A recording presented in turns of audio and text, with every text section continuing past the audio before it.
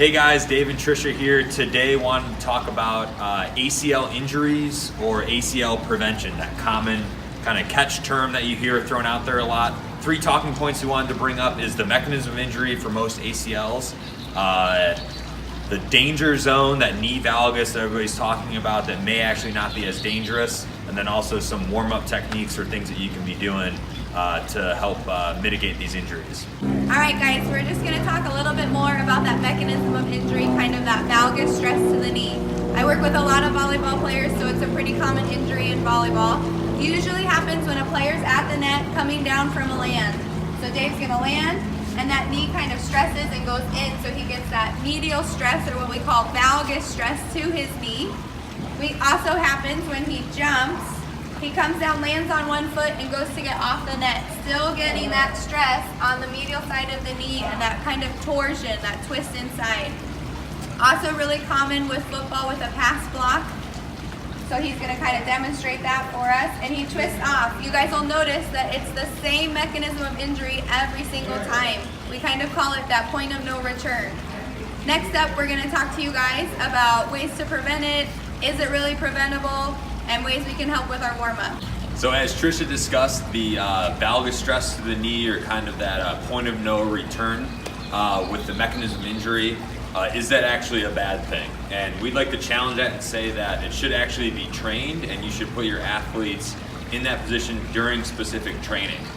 So I'll have Trisha go through a lunge here, and that's not me saying that every time she lunges or going through strength training that she should go into that position.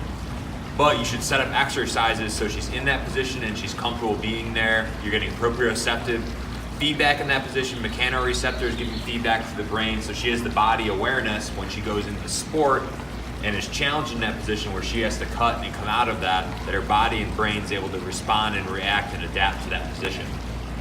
So it's a useful tool that you can use to your advantage, training that position.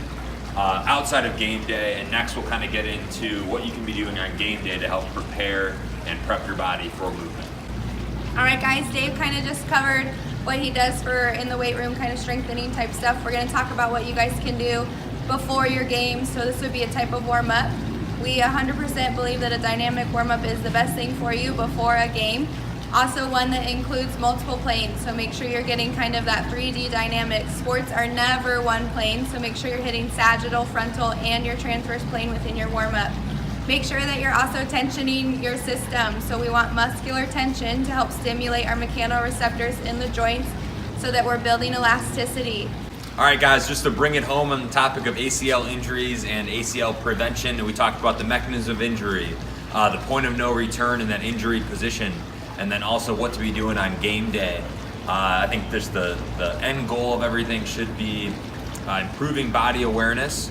So when you're in that vulnerable position, your body is able to adapt and respond and mitigate errors to prevent any further injury.